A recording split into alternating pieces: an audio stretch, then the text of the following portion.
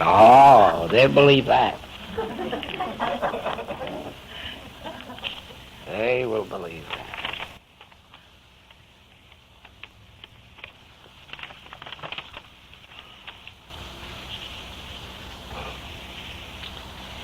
In these last few weeks, oh yes, I forgot to tell you that this is our second Chicago closed class 1958. And it is April 1958. And we're in Chicago, and it's not true that they have snow all year.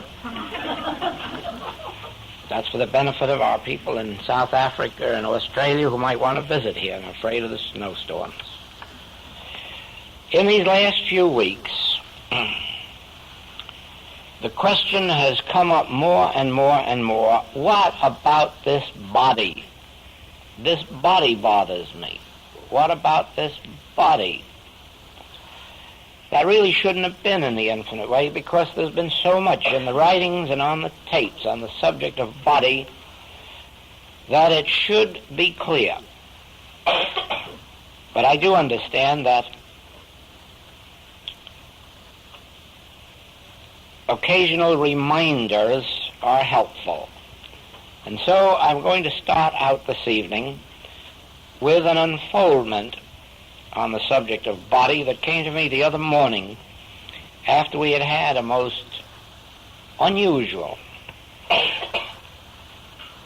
talk in the evening at the Unity Church in Louisville.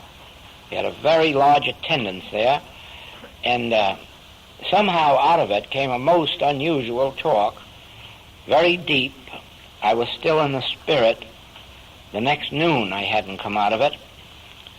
But this came, and I wrote it down. It combines the subject of neither good nor evil as we may apply it to the body. Now you'll remember this, that we are talking from a purely spiritual or mystical standpoint. We know that there are three levels of consciousness, the material, the mental, and the spiritual. We know that there are people who live so completely on the physical level of life that they understand nothing but physical might, physical power, and physical remedies. We understand also that there are people who live on the mental level of life, and even though they have physical bodies, they live mostly the mental life, and the physical life is just a sort of an added thing. And then there are those who reach the spiritual level, and to them both the mind and the body are instruments of the soul. And that is the standpoint from which the Infinite Way message is presented. It is presented that you are soul. You are God's soul. That's your true identity. God, the soul, is the soul of man. And you are that soul. You are that consciousness. Your true identity is not body. When you look in the mirror, you're not seeing yourself, you're seeing your body. And when you are thinking, that thought process or mind process is not you. It is an instrument which you are using for thought purposes.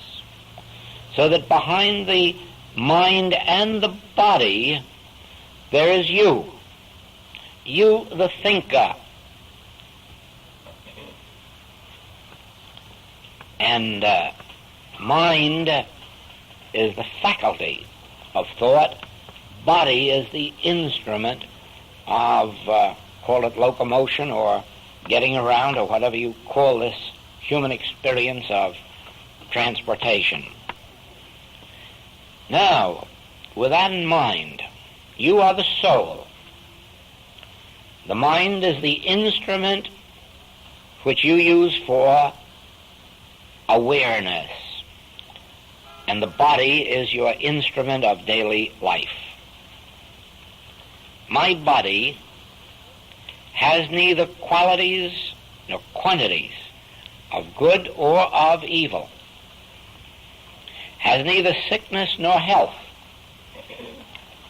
is neither large nor small, has neither life nor death.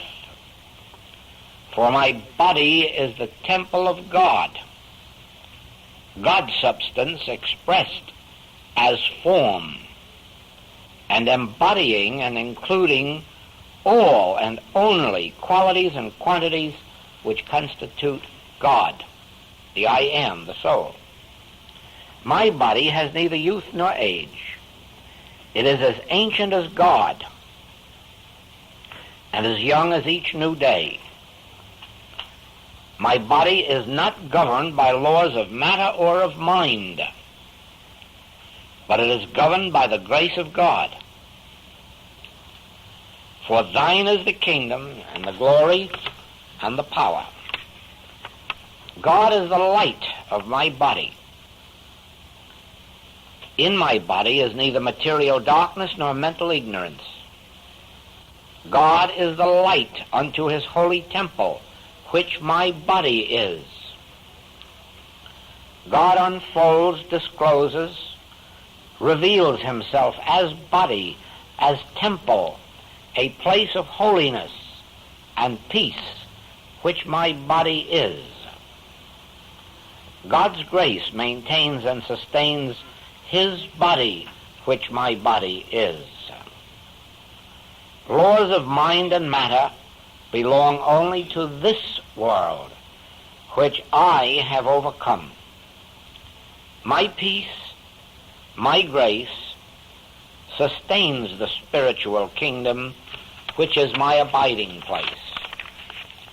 Now, to think, to be able to remember that you live and move and have your being as consciousness, in consciousness,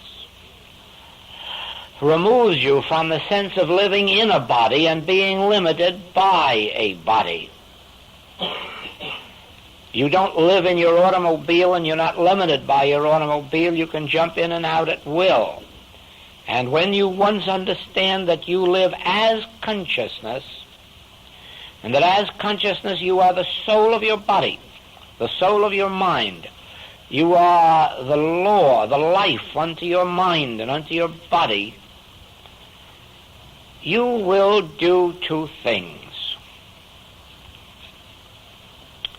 You'll come out of that belief that existed before metaphysics was discovered and practiced, the belief that body itself has the issues of life. In other words, that body can have health, or that body can be healthy, or that body can be diseased. Now, we have known for decades that that is not true, that the body is actually subject to something higher than itself. And the first teaching along that line was that the body was subject to mind. And that set people up using their minds to control bodies. And at first it worked. It was such a novel idea and so new, and nobody had ever thought of using the mind for purposes of control except the old primitive people who had known these mental things for, countless centuries.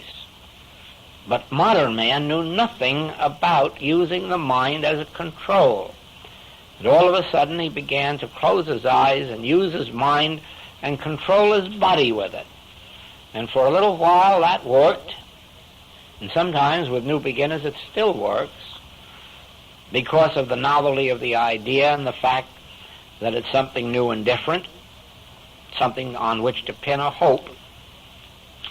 But it doesn't last forever because it leaves out of consideration the fact that behind thought there must be a thinker. And the thinker isn't a person.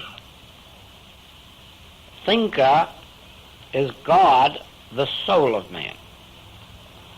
Now the difference is this. If I am operating on the level of mind or thought, I could close my eyes and say that your body is well and your body functions normally and your body responds to this truth that I'm knowing. And the chances are that in some cases there would be healings, there would be benefits, and in the olden days there really were remarkable healings. But actually this never was the full truth, that the mind of one person could control the body even of themselves or of another person. It was only one of those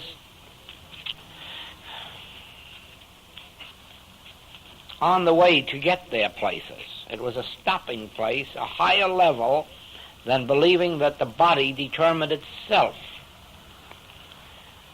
But now, from our standpoint of spiritual healing and spiritual living, where we understand that God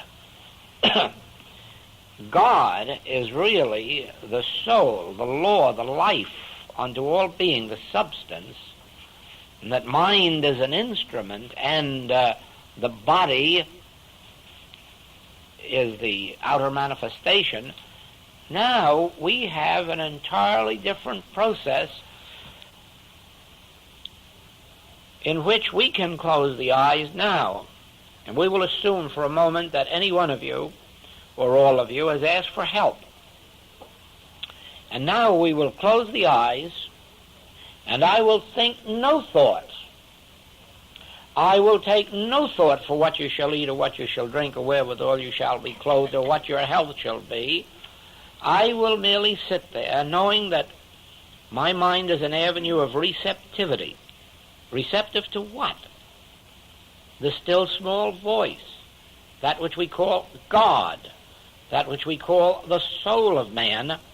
And then I, Joel, will sit here in this receptive mood, and I will think no thoughts, and I will make no declarations. I will just be receptive.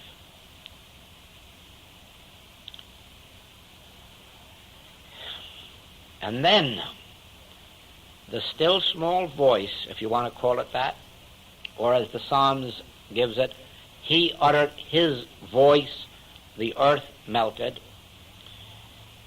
In that silence in which I have become almost a vacuum, a listening vacuum, always attentive, never sleepy, never tired, never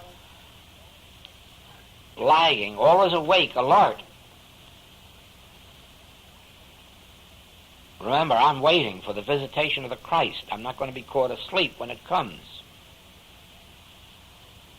And then, out of the stillness, out of the infinity which is God, out of the depths of my soul, which is God, comes either a voice or a feeling or a stirring or a release or an assurance, call it any name you wish, and the earth melts.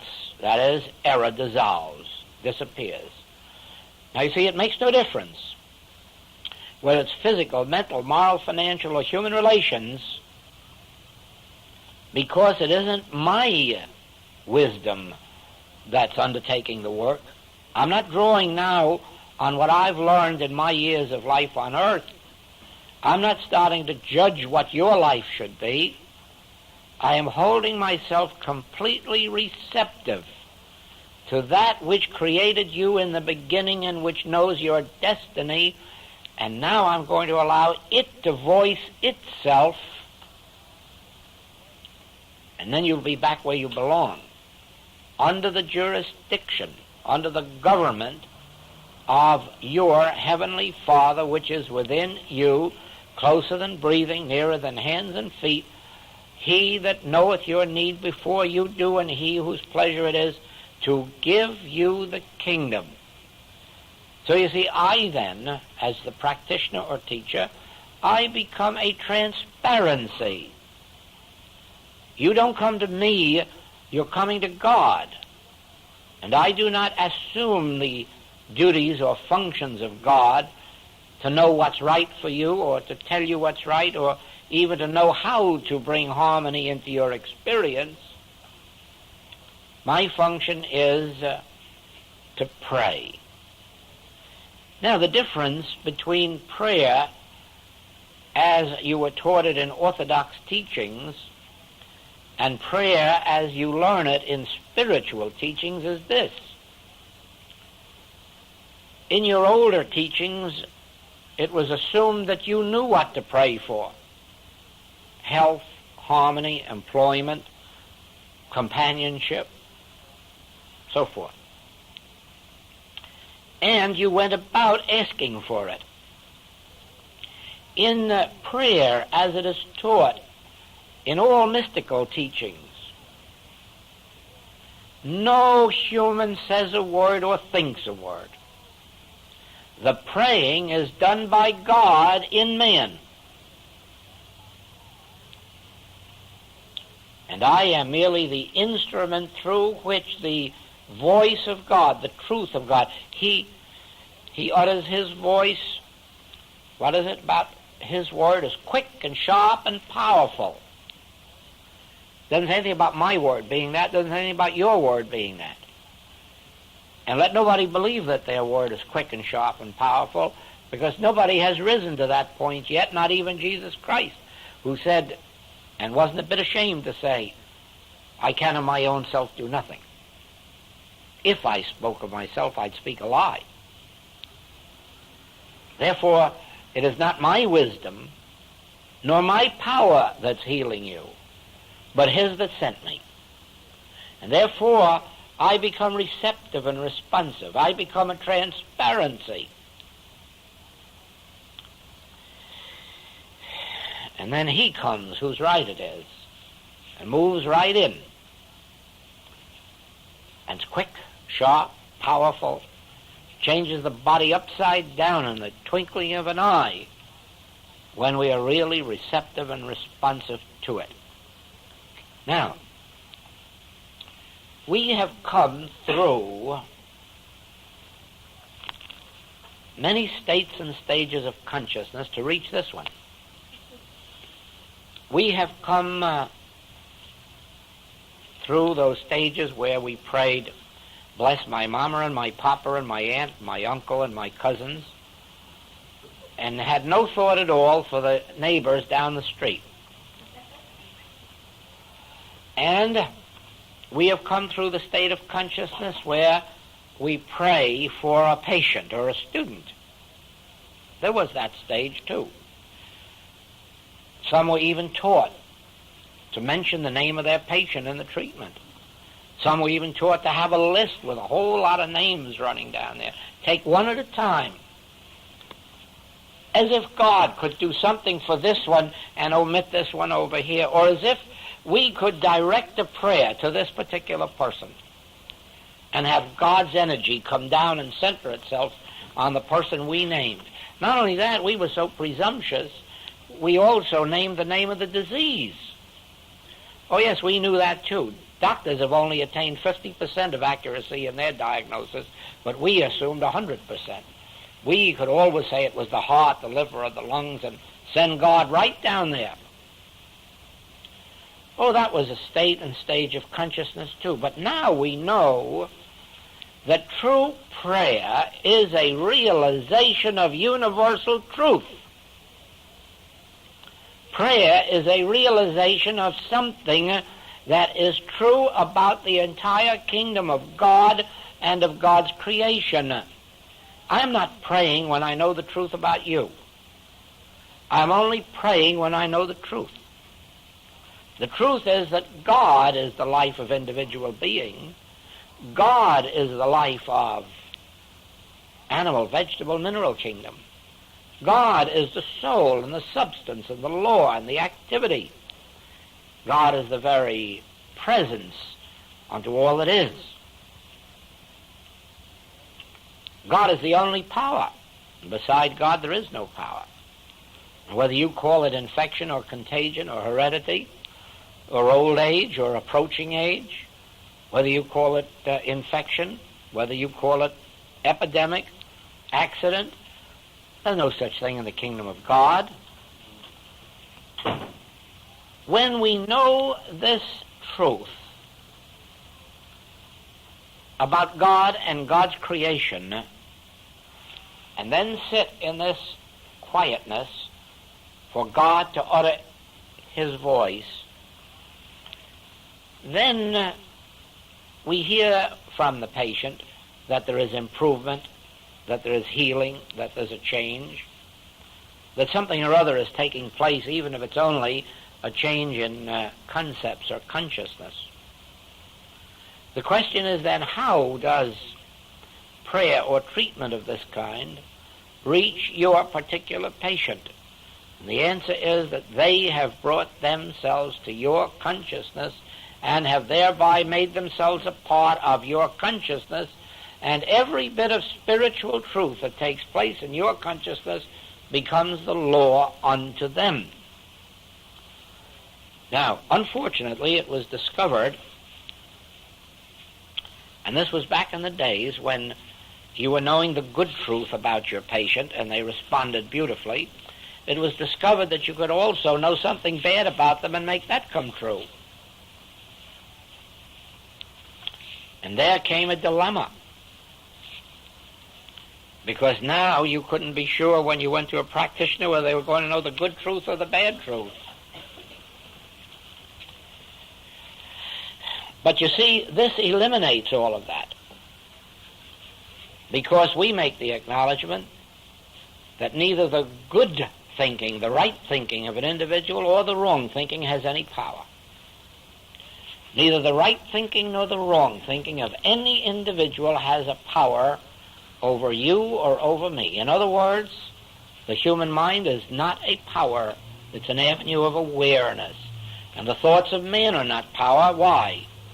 Because only God's thoughts are power. And because we now know not only that power isn't in the effect or form or what was called matter, we also now know that the power isn't in the mind of an individual, or in the good thoughts of an individual, or in the truth that an individual declares, but the power is in the God that flows through the consciousness, or flows as the consciousness, of individual being. Now, do you not see what we are dealing with? On this side is the world, that which Jesus overcame. What did that world consist of? Now, it wasn't an externalized world, you know, because the Sanhedrin went right on performing its unholy functions, and Rome went right on conducting its unholy business. Nothing was changed in the outer world at all, and yet the Master says, I have overcome the world. Actually, what had he done? He proved that neither matter nor mind had power. He did not have to fear the mind of man, nor the body of man, nor the carnal weapons of man, for they were powerless in his recognition of the fact that God alone is power. Now, he could well recall Isaiah then, cease ye from man whose breath is in his nostril. Cease ye from believing that you can get any good out of his right thinking, and cease ye from believing that he can do any harm with his wrong thinking, since the only power is God's spirit, soul, and when it utters its voice, the earth melted. Now we have in the metaphysical books of, we have several good metaphysical books that have been in the metaphysical world, and there's enough truth in these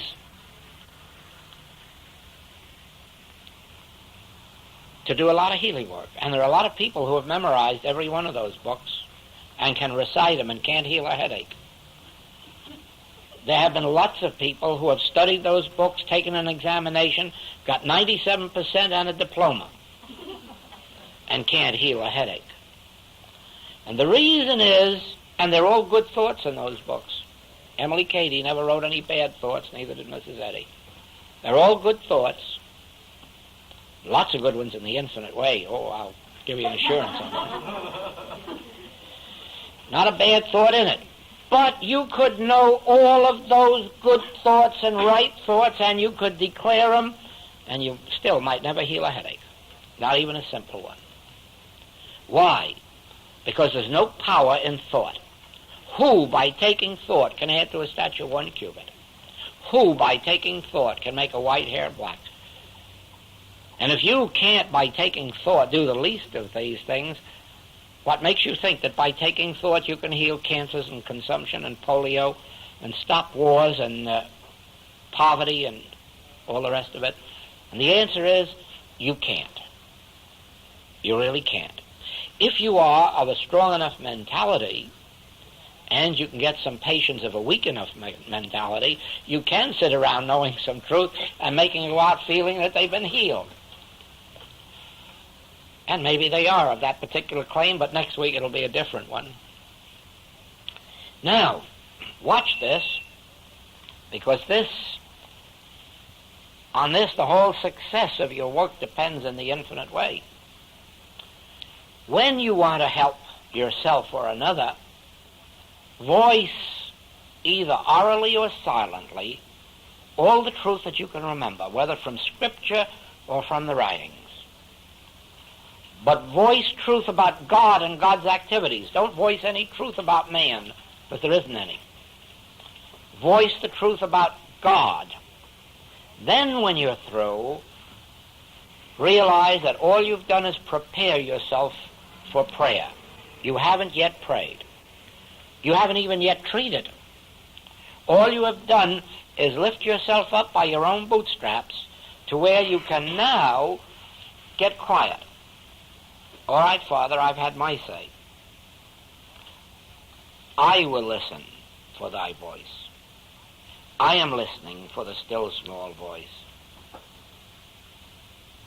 And develop. This isn't easy, but it's necessary. Develop this listening attitude. Father, if I know anything at all, it is that my words are nothing and my thoughts are less. If my good thoughts were any power at all, I'd have my mother sitting right beside me on the platform.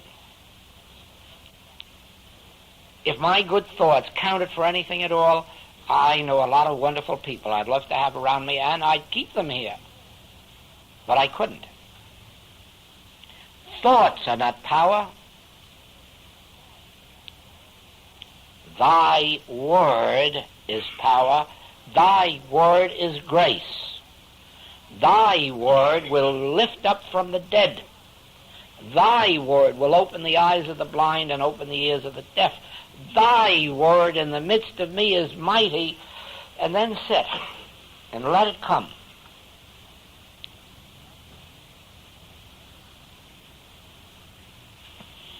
It takes practice. It takes time.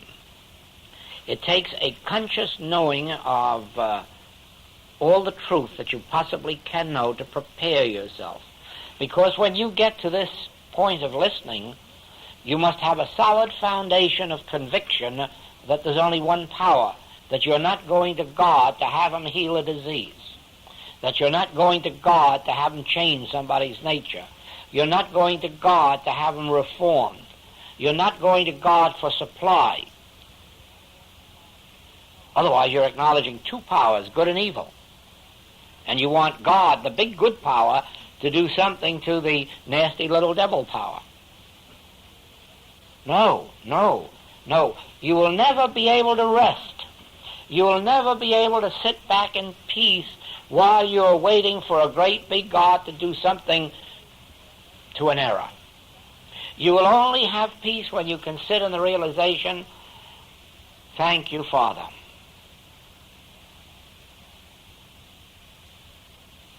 All I expect of your word is that it will burst the bubble, pierce the veil.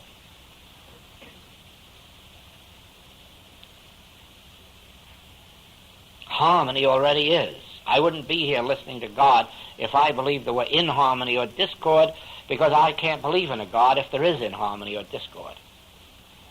My only hope and faith in God is that it's so infinite and so good that it has never permitted evil of any name or nature. Therefore, I'm suffering from a delusion. Not my delusion, it's a world delusion. It all began with the belief in good and evil.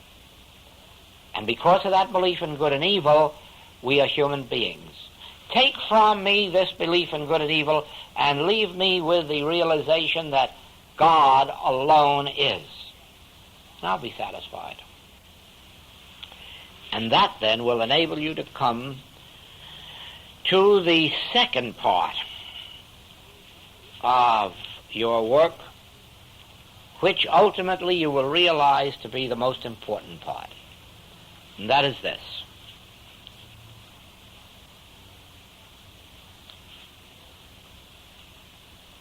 We want the realization of God, and we want the demonstration of God.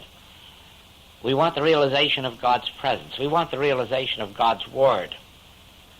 But not for any purpose. And on that hinges the whole secret of success in spiritual living. Unless we want God, period, we will be using God for a servant or a tool, and we'll be using God to serve some purpose of ours, and thereby we'll make God our servant instead of our being God's servant. The moment I have a desire for God to do something to me, I'm asking God to do my bidding. The minute I expect something of God, I'm using God as my servant, as my instrument, as my tool, and I have got the relationship so completely reversed that I cannot meet with success. I can only want God for the purpose of God realization. What it does to me or to my affairs, it's entirely different. But the minute I try to direct God to bring me companionship, or bring me a home, or bring me an occupation, or bring me a talent, God then becomes the means to an end. That's kind of shocking when you think it over. It's the usual idea of prayer and treatment, that God is going to do something for us, or that we are influencing God in the right direction, or we are bringing about God's doing of something. And this isn't right. This isn't prayer. That's why it isn't effective.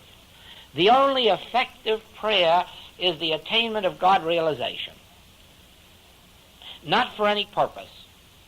For any purpose, that makes God a servant. God isn't a servant. We are the servants of the Most High. We are the instruments as which God can express, as long as we don't have a will of our own, or a power of our own, or a desire of our own. That's why in our wisdoms it is given us often, the only sin is desire. When that came out, mothers wrote me all over, is it a sin that I desire my child to be well? Is it a sin if I desire abundant supply? And I'd have to write back, yes, all desire is sin. All desire is sin, except the desire to know him aright, whom to know aright is life eternal. That's the only desire that is not sin. What right has anybody got to want to see their child well? But all right if they'd have just said, could I desire that all men and women on the face of the earth be well? Well, now maybe that'd be a little higher thing. But just my child, and ignore this one's child down on the corner, gives me shivers. You see, God is no respecter of persons. And that can be taken in two ways. God is no respecter of this human being. Because if God were a respecter of human beings, all human beings would be spiritual, perfect, eternal, harmonious, and prosperous. And we wouldn't have any need of truth movements. It is only because God is not a respecter of persons that persons are trying to find out what is the secret that brings harmony into my experience, and the answer comes from Paul: die daily. Die daily to your humanhood and become reborn of the Spirit or the Master. My kingdom is not of this world.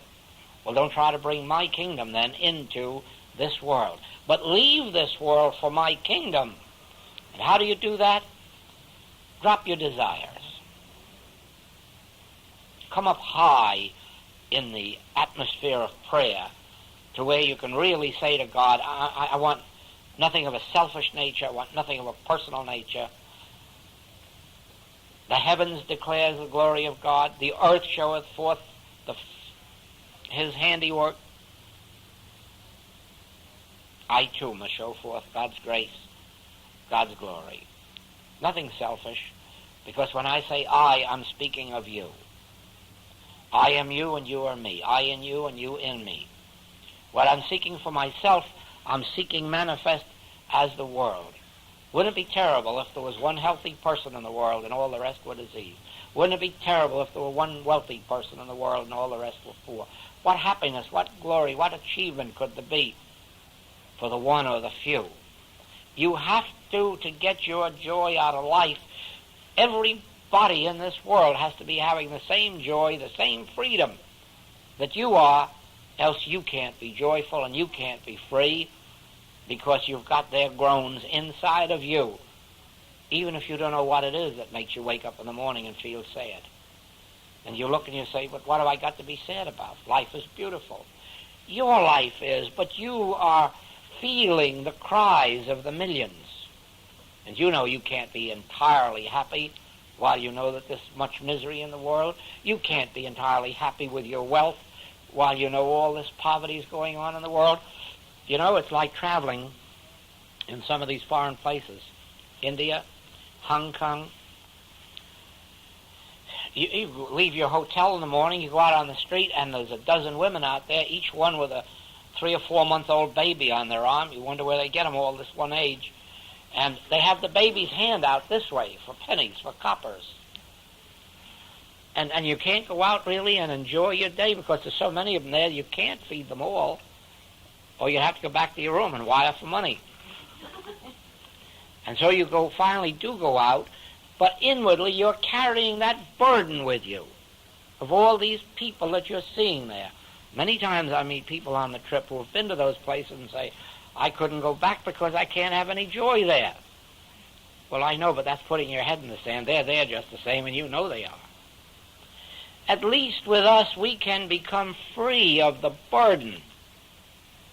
We know we haven't got enough dollars in our pocket or in our government treasury to take care of the whole situation, but we can be free, because even though silver and gold have we none, that which we have we can give them, and that is our righteous prayer, which is opening ourselves to God to let the Spirit of God come through and feed them and clothe them and house them, which with all the money we may have we can't do.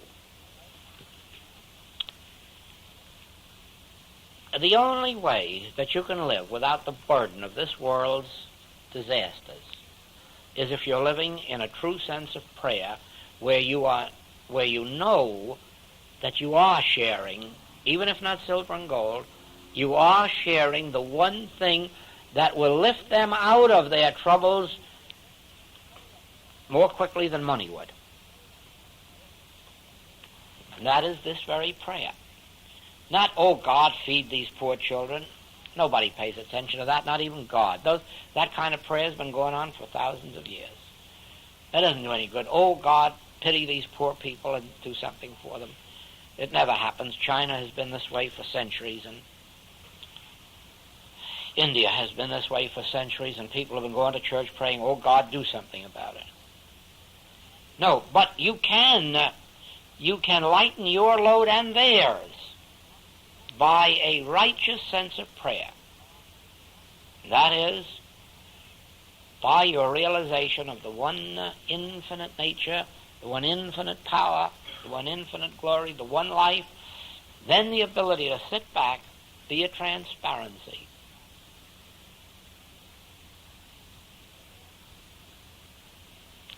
And through your consciousness, or as your consciousness, God comes into the world. Now, that is why a minister, a metaphysical minister, on a platform, or a metaphysical teacher, or a metaphysical lecturer, on a platform, not knowing who's in the audience or what their conditions are, always brings out some degree of healing in the audience. He never knows how much, because sometimes people don't realize that their healing came while they were at that particular event. It happened the next day or the day after, and they didn't connect it with that. Sometimes it happens in such a miraculous manner, though, that they almost know the minute during the lecture or the service or the class when it happened. But the point that I'm making is that every metaphysical minister or lecturer or teacher, merely by being on the platform, is producing healings in his audiences.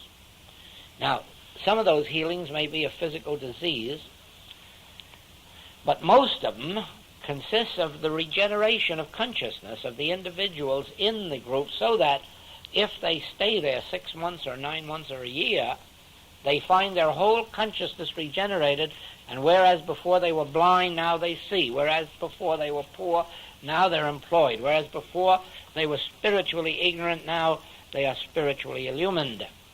And that comes not because the minister, teacher, practitioner knows anything about that individual out there. Oh, no. It is because in his or her meditations, they have made themselves a transparency for God, not by voicing truth and not by asking God to do things,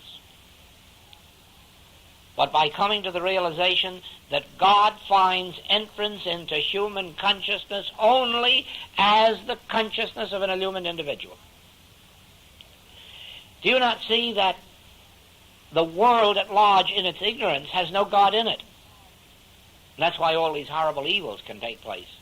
And then as soon as an individual gets into a community with some measure of enlightenment, his community begins to change. More health comes, more supply, more peace, more spiritual understanding, more of a universal brotherhood. So it is. As this multiplies, that's how peace ultimately must come on earth. Don't think it can come on earth while the human race stays a human race, each one fighting for its own good, each one praying for its own child, each one supporting only its own particular neighborhood or church or religion. Oh, no, there'll never be peace on earth that way. There never will. All these differences will keep them divided. Peace on earth will come when, through the enlightened consciousness, let's go back and say of Moses, a whole race of people is carried through the wilderness into freedom. When later, through the one enlightened consciousness of a Jesus Christ, hundreds upon hundreds of people catch the light. 12 here, 70 here, 200 here, go out into the world and carry that light. Each one of those becomes a light unto some community. And so you have a 300-year period in which spiritual light is spreading. Well, as soon as a period comes along in which you squelch those illumined ones, then you've taken the light out of the world.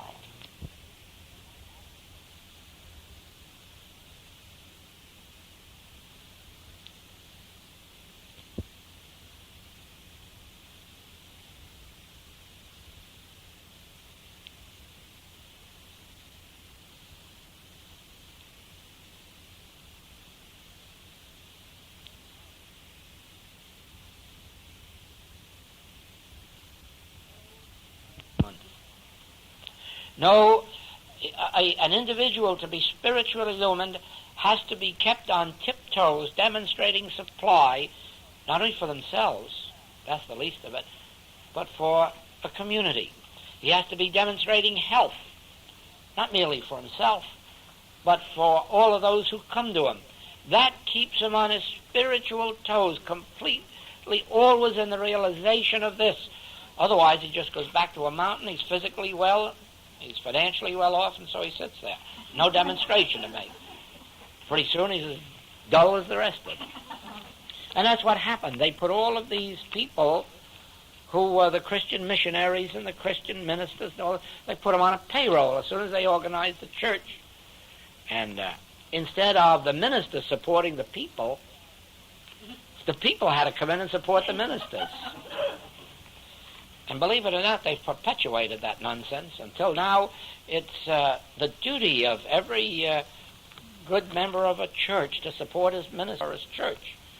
What the minister's for, I don't know. No, you see, spiritual illumination consists of the realization that there is of this world, a world of darkness, not as a reality, but it does exist as an appearance, as something to be dealt with. But the fact that there is such a thing as a God of infinity, eternality, immortality, and then the ability to be still and let God function. And then as God functions in my mind and in my body and in my purse, it's only one other step to the same God functioning in your mind and your body and your purse. These people call it demonstrations of supply, demonstrations of health, demonstrations of companionship, and it isn't. It isn't. It's demonstration of God.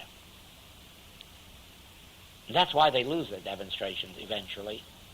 They really believe they've demonstrated something or some condition or some person. And the demonstration never consisted of that. The demonstration consists of demonstrating God. Once you have attained the realization of God, there's no other demonstration to make. Because God never sends a fortress or a high tower.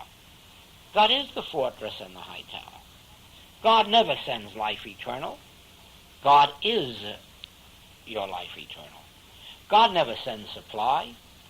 I am the meat and the wine and the water and the bread and the resurrection.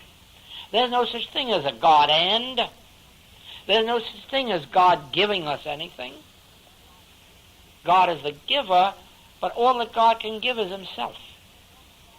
God is the giver, God is the gift. When you have God, you have eternal harmonies. Now, outwardly, it may manifest as your health, it may manifest as a new occupation, it may manifest as a new talent, a new gift of some kind. It may manifest as a long-lost inheritance. It can manifest in anyone, but then watch out and don't get hooked. Don't say, I've made a demonstration of supply, I've made a demonstration of companionship, I've demonstrated my health. You haven't. You've demonstrated God. And if it was your practitioner that did it for you, your practitioner doesn't know how to demonstrate your health. I know that. I've been a practitioner too many years. I can demonstrate a realization of the presence of God for you, and that's as far as I can go.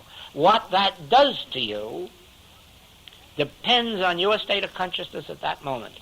You may think that health is your greatest need of that moment, but as this consciousness unfolds, it fills out in some entirely different direction, and you may carry the sickness for a while other things are getting adjusted.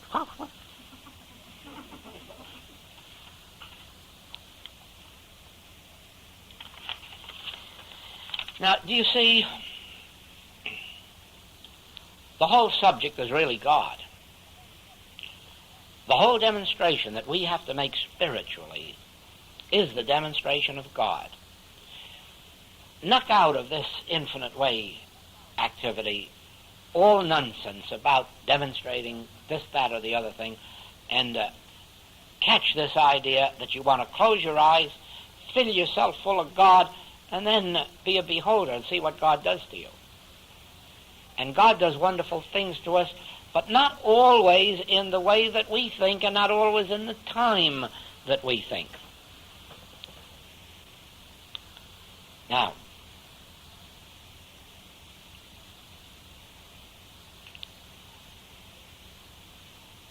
I bring this to your attention for this reason. The infinite way as a whole is a mystical teaching or a mystical way of life. Last week our entire class was on that subject. But a mystical way of life means this. It means living not by law but by grace. That's a mystical way of life. Not because you earn it or deserve it or are worthy of it. Not because you have fulfilled certain conditions of law. No. The woman taken in adultery didn't fulfill any conditions of law. The thief on the cross didn't fulfill any conditions of law. It was an act of grace. Neither do I condemn thee. The past is wiped out. Now, as human beings, we live under the law. And that means we live under the law of drafts, of infection, of contagion. We live under the law of boom or burst. We live under the law of war or peace. And our circumstances vary with all of those things. If there's an epidemic of flu, a certain amount must get that. If there's an epidemic of this, a certain amount must get that. That's living under the law. But spiritual living is living under grace, where you are not touched by conditions of matter or of mind, where neither the individual or collective thoughts of mankind ever touches your mind or your body. You're completely immune to them. As if you were to sit out there and say 2 times 2 is 5, I sitting here knowing they're 4, you can't touch me. I don't care how many numbers there are out here. All of you put together could keep singing 2 times 2 or 5, but you can't move me. Because I'm not under that ignorance. That's a law of ignorance. I'm under the grace of knowledge, of wisdom. So it is. The very moment you make the transition from law to grace, you don't say, I work 6 days a week and earn so much. I am the Son of God and my needs are met. You don't go by what the weather is or climate is for your health. Your health is the gift of God, not a gift given by God. It is God's gift of himself to you which constitutes your health. And you're not subject any longer to the law of infection, of contagion, of heredity, of age, change. None of these things move me. Why? I have come out from among them and become separate. And now I'm not under the law, I'm under grace. The materialist who's living in matter, he couldn't say this. He has got to have matter for matter, material energy for material energy. The next fellow has got to have a right thought in order to move a wrong thing. But the day comes when you're no longer under the law of either matter or mind, when you are under grace. Now, your income may be chopped in half from this direction, but you'll find that it opens up somewhere in this direction. Your health may fall down here today because of some momentary lapse, but over here it's picked right up again and you start over fresh. Why? You're not under the law, not even under the law of convalescence. You're under grace, isness, being. Now, can anyone do this for you? No. They can only lead you to the water and you have to drink. You have to accept this in your consciousness and then begin to act it out. So that if you leave here and you begin to become aware of inharmonies and discords, whether in yourself or in others, you have to snap yourself back by the realization, yes, but I'm not living under the law, I'm under grace. And hold to that until you've broken your past consciousness of law and die daily, Paul calls it, and have been reborn into a life under grace. It's an effort. It's an effort. That's where the mind comes in. The mind comes in as an avenue of awareness. Now that I know it is possible to live by grace, and I've learned it through the mind, I've become aware of it through the mind, now I can remind myself through the mind 1,000 times a day if I want, I live not by matter or mind, but by grace. When I thought I lived by money, I had to think in that way. When I discovered that I lived by the grace of God, I had to learn to recite it 100 times a day. Thy grace is my sufficiency. Until I died, till I broke myself off from that old belief that I was attached to money, or money was attached to me, or we had any relationship to each other. And then it was broken. When it was broken, here was I. Right here. Thy grace is my sufficiency in all things. Do I allow myself ever to be tempted by the belief that money is necessary for something? Never. Never, never. The thought never enters my mind that money plays any part in my life's demonstration. Thy grace is my sufficiency, and I'm living by that. Whatever money is necessary appears, and very often you'd find how often it doesn't have to appear. Now,